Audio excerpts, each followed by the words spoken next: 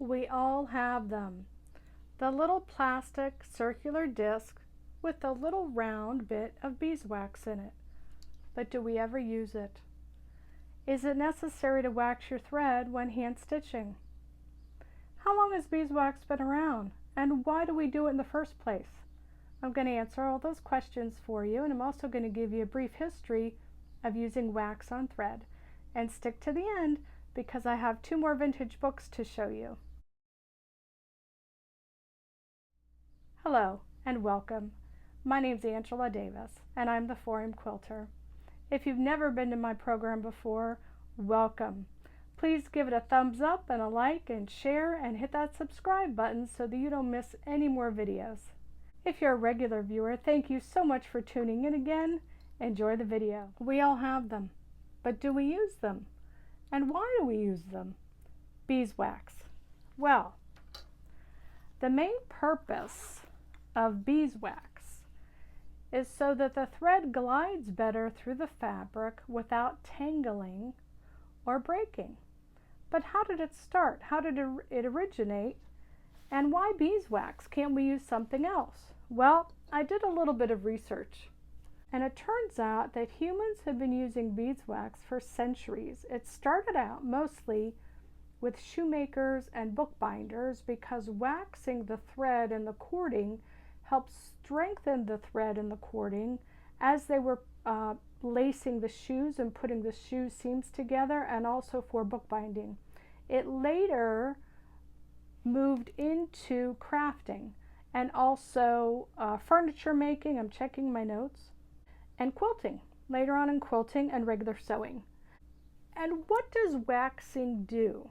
Well, it strengthens your thread, and I think most importantly, it prevents it from tangling as much, so that you don't get those little knots in your seams that we all do because you're stitching and you're sewing, and every time you pull on that thread, you're working the thread through the same seam so many times that it will start to fray after a while.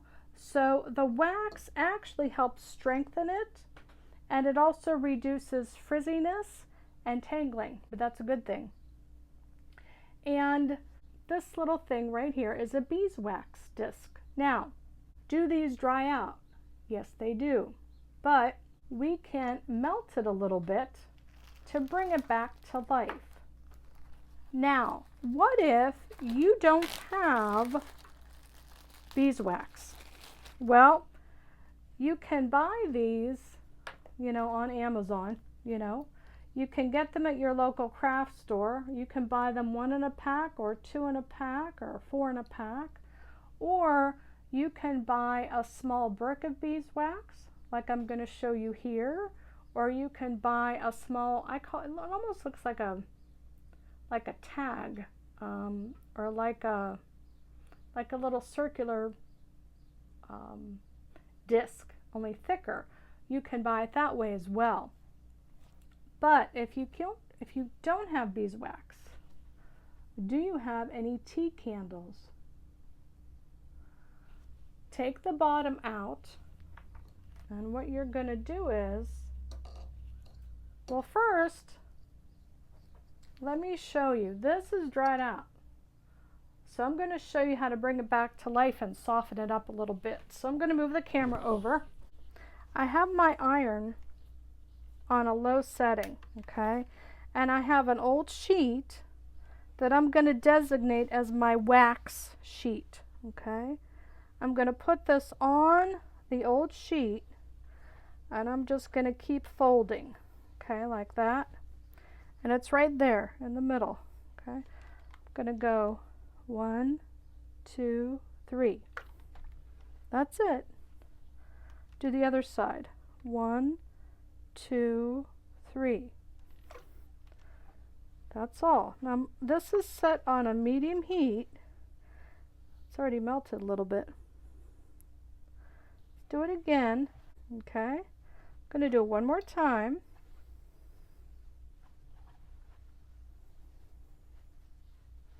Just folding it over. 1, 2, 3, 4, 5. 1, 2, 3, 4, 5. Let's see what we got now. There we go. Started to melt a little bit.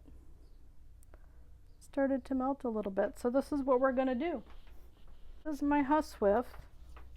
I have a video about a huswife, and I'll leave that in the link below. Here's my thread, my scissors, and I'll tell you a little bit about a huswife in that other video. Here's my thread. When you cut your thread, okay, you cut it close to the spool, but you always thread the farthest end into your needle. Always. Let's see if I can do this. So, we took our wax, and it's still warm, and we layered it in between quite a few pieces of just plain cotton sheet. Okay, now I'm going to run this through like this.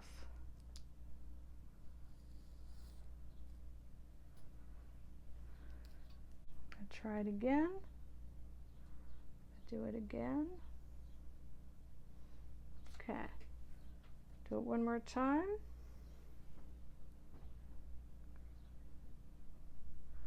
Now at this point, okay, what I'm going to do is, I'm going to do it one more time. I'm going to put the thread in between the layers of the cotton, and then I'm going to dry iron it, and that will make sure that that wax melts into that thread. Okay, so let's go over there again. Okay, here's my thread. Okay, gonna cover it like that. Just gonna hit it real lightly. Okay, and that will ensure that that wax is coating that thread. Now, that last part where you lay the thread in between the layers after you wax it and you press it, I learned that from my daughter. The student has become the teacher. I also learned that you can use these little discs, these little tea light discs. I learned that from my daughter as well. The same thing, you're going to run it through a few times, and then you're going to take the thread and you're going to layer it in between a piece of fabric, and make sure you know that fabric. Put a little X on it, or put the word wax across the top in the corner in a permanent pen, so that you know that that's the only thing you use for waxing your thread. So now that we have that done, okay, I'm going to start stitching another hexagon by hand. So I'm here. Okay, here we go.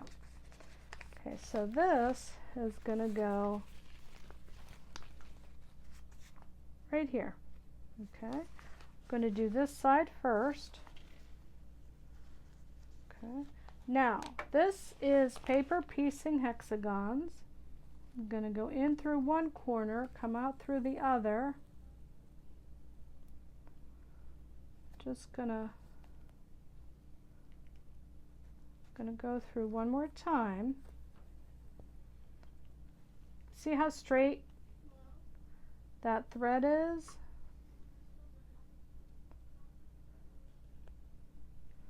I have a long tail there. I'm going to trim that. Okay, I'm going to loop it through one more time.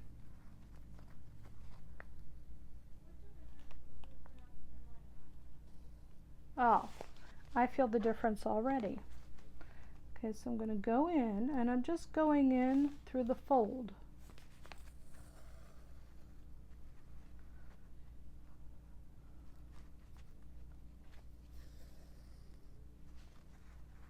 Going in through one side, coming out the other.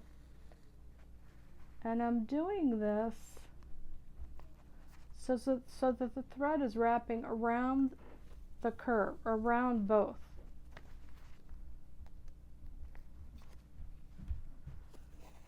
I feel the difference because I've done this with waxing and without waxing, and I feel the difference.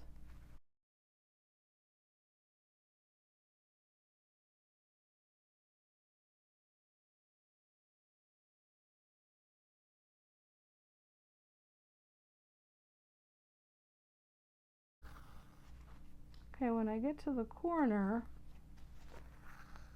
okay, I'm now going to flip this like that and then flip it to the next side. Okay, now just gonna pop my needle out. I made a little pokey.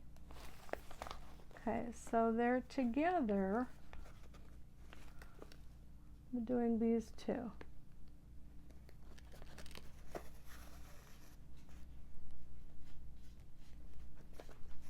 We've got a storm brewing here. The wind is kicked up and the skies are turning gray.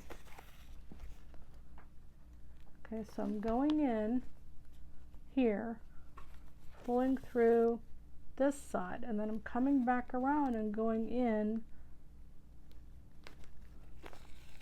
again. So the thread is looping around.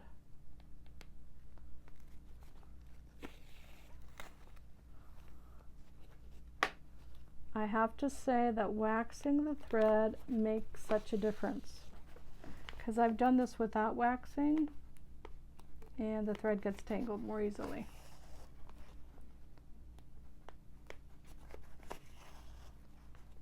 Okay, I'm going to go all the way to the end here. One more time. There's a loop. Go through that loop. Okay, I'm going to snip it. Okay. Okay, so there I did this side and this side. This side and this side. And I have to say, the waxing, much smoother, much smoother. So, where's my needle? Oh, here's my needle. Hold on. Okay, so advantages of using wax or a candle. Definitely makes the thread glide smoother as you're stitching. I didn't have any tangles, no little knots, nothing like that. And it helped me stitch faster because of it. So definitely advantages. Try it. I think you'll like it. I'm missing, okay, this is a huswiff. What is a huswiff? A huswiff is what they used to call a sewing kit, a handheld sewing kit, and they are centuries years old. They've had different names, but I think that's the most common name, huswiff. In the 1940s, the name changed to housewife, and then the meaning of the word housewife changed completely. So let me just give you a quick overview. Most huswiffs have 3 sections, 1, 2, 3, and then they fold in on each other like that, and then they have a tie to tie, and the sections were pockets like this pocket here. Okay, and they would have a little pin cushion. A lot of them had little flaps for your needle case, and then they also had a little place for your scissors. I added a zipper pouch to keep my thimble, my thread, and my needle threader. And I'll put a link below to the video of how to make one. It's very simple. It's very simple. And it's very, very useful. I'm amazed at how much I use it. Okay. The path less traveled. And it's all about curved piecing. That one curved unit to create many different designs. Look at those. Look how gorgeous that is. This was copywritten 1991. And believe it or not, that was 34 years ago, which is hard for me to believe. It's by Betty Kaiser. And it all talks about her research into, you know, researching the drunkard's path and the different designs you can make. It's a nice little book. There's a whole page full of different layouts. Nice little pamphlet, nice little book. Here's the basic unit here. She has a couple of units laid out there. Look, here's one there. There's one here. That one's kind of dark. Oh, here's some smaller ones down there. Those are nice. Nice little pamphlet. And this one is called Creative Guide to Color and Fabric. Haven't had a chance to really look through this one yet. I think this one was copyright 2000. Yeah, so 25 years. I think this one gives you lots of ideas on color placement, color value.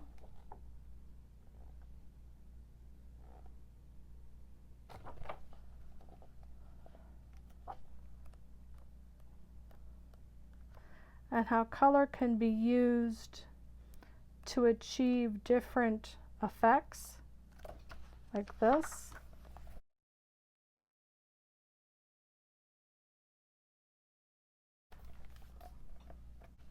But she has some patterns in the background, in the back.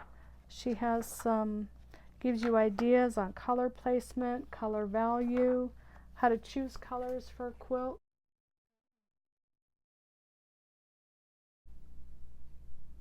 That one's adorable, especially for this time of year.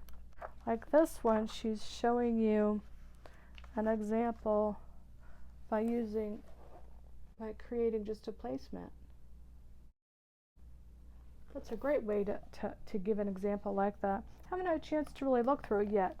I went through it when I was picking it out. I found both of those on the discard rack at the local library. You know how they have a discard rack where you 50 cents, 75 cents, $1 you can purchase books? That's where I found those.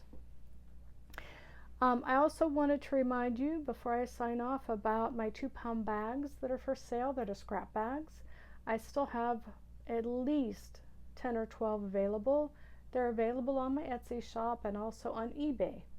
So if you need scraps, or if you need something added to the scraps you have, maybe you need a little bit more variety, 2 pounds. And there's a wide variety of fabric in there. So I'm not, you know, I even say in the description, 100% cotton. You might get remnants from a sheet that I used for the back of a quilt. You might get remnants from doilies I've used, or let's say you might get a remnant from a handkerchief or a lace hanky or a crochet doily, that sort of thing. So it's a grab bag, you know. So if you order one, I just grab a bag and, you know, send it off. So just a reminder about that. And I'm still working on a trip around the world for my niece and her fiance. Their wedding shower is Sunday and today's Thursday, and I'm not done yet. But I'm working on it. I'm getting really close. And I hope to have it up. I'd like to upload it Sunday morning because the shower is Sunday afternoon and she's not going to be watching videos. she's going to be doing last minute prepping, so it's not going to spoil her surprise at all. I'm hoping to have it done by Sunday morning, the video. I hope you have a great evening. You enjoyed the video, give it a like, subscribe, share. Thanks so much for joining me, and remember, start waxing your thread. I was shocked at how much it improved just the process, because it kept it smoother, a little more stable, and there was no fuzziness and no little bird's nests, nothing like that. Thanks for stopping by. My name's Angela Davis. I'm the 4M Quilter. And remember, why sleep when you can sew?